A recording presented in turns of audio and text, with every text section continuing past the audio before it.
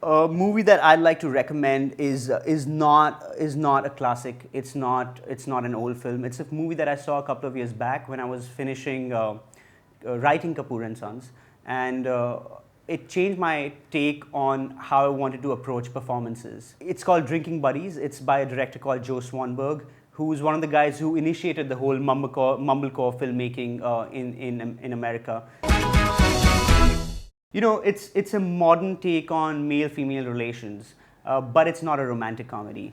It doesn't have the approach and the attitude of a romantic comedy. In fact, Joe Swanberg looks at it like a relationship film, and that's what I really enjoy about it. The movie is about these two friends who work in a brewery, and they share a very comfortable, intimate relationship, and sometimes maybe way too comfortable. And the movie tries to explore the line between friendship and physical attraction. As the movie progresses, these two friends take a holiday trip with their respective partners, and then it also kind of explores infidelity and physical infidelity versus emotional infidelity, and that's what I really like about it. And it does it without ever sensationalizing it, without ever trying to treat it like a shock. It has no shock value. It's really real in its structure.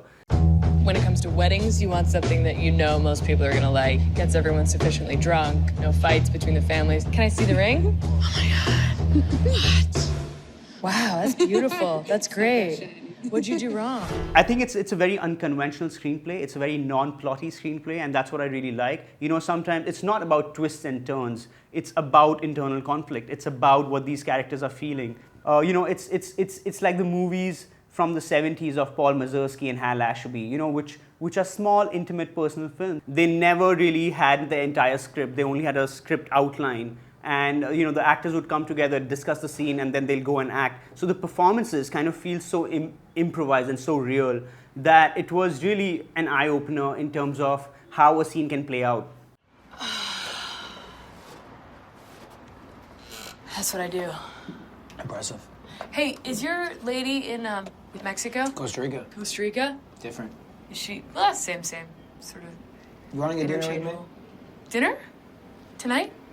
Yes. No, in a week and a half. Tonight, yes. Yeah. Yeah. Definitely, I'm starving. I just have to make one more phone call. Do you want to watch? Yes. All right. Weirdo. There's so many things that don't happen on camera. There are a lot of things that have happened off camera, and then you only understand that once you watch a scene, that something before that had taken place which you never saw.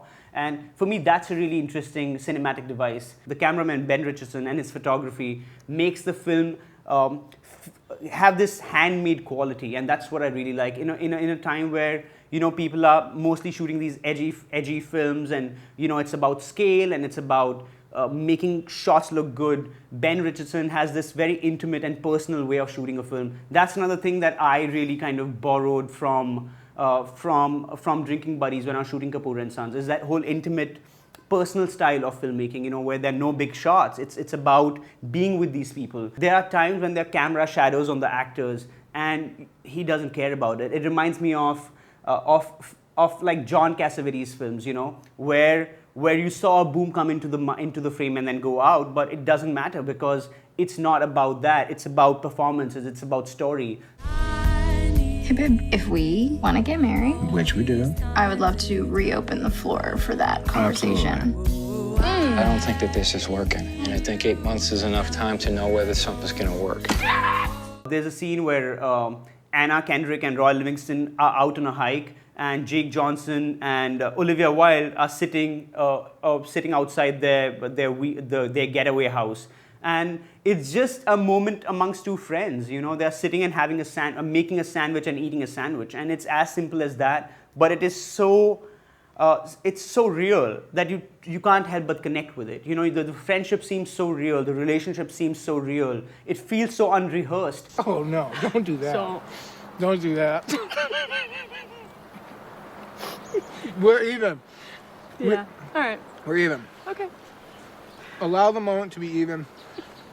You don't say soy cheese. I don't say mayo. We're adults. Oh, you are the worst. Luckily, I caught it. Look at you. You're a pirate.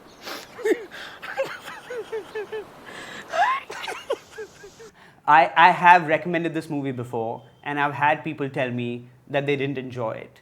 So it's not everyone's cup of tea, but if you like movies that are personal, if you like movies that are not very plot driven, if you like movies that are character driven, if you like to just sit back and watch people who look just like you, who are who, you know, who look and feel real, I think this is the movie that you can thoroughly enjoy.